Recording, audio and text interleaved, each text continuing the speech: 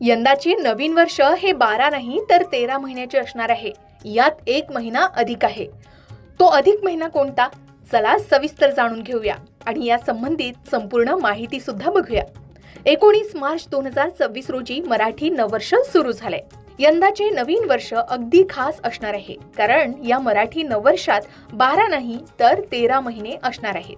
यंदा एक महिना अधिक आहे. सौर राष्ट्रीय पंचांगानुसार वर्षाचा पहिला महिना चैत्र असतो. सूर्य जेव्हा मेष राशीमध्ये प्रवेश करतो त्यावेळी भारतीय सौर पंचांग सुरू होतं. चैत्र महिन्यापासून वसंत ऋतूची सुरुवात होते.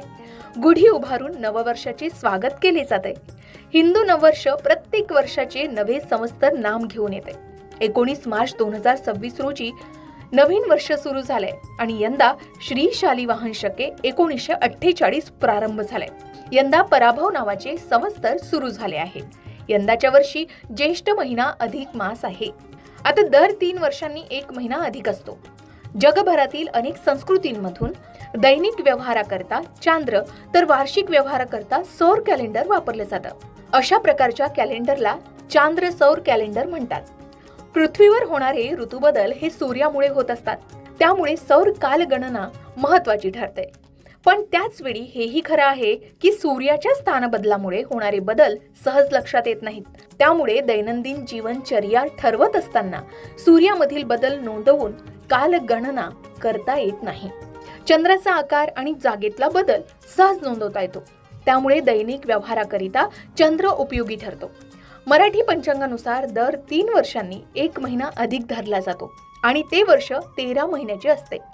अधिक मासाला पुरुषोत्तम मास, मलमास, संसर्प मास, धोंड्याचा महिना असेही म्हणतात. अधिक मास येण्याची पद्धत पूर्णपणे खगोलशास्त्रीय आहे. सूर्याधारित पंचांग पाळणाऱ्या आसाम, ओरिसा, केरळ, तमिळनाडू, पश्चिम बंगाल या राज्यात अधिक महिना नसतो. तो फक्त चांद्र पंचांग वापरणाऱ्या महाराष्ट्र, आंध्र प्रदेश, कर्नाटक, गुजरात आणि मध्य प्रदेश यांसारख्या राज्यात पाळला जातो असं सांगितलं जातं. आता अधिक महिना नेमका येतो कसा?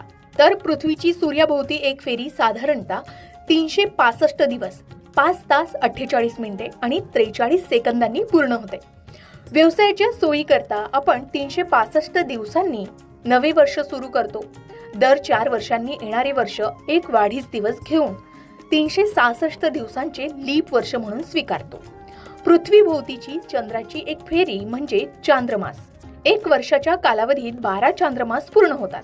यालाच चांद्रवर्ष असं म्हणतात. चांद्रमास प्रतिपदा ते अमावस्या असं 29.5 दिवसांचा असतो. त्यामुळे चांद्रवर्ष 354 दिवसाचे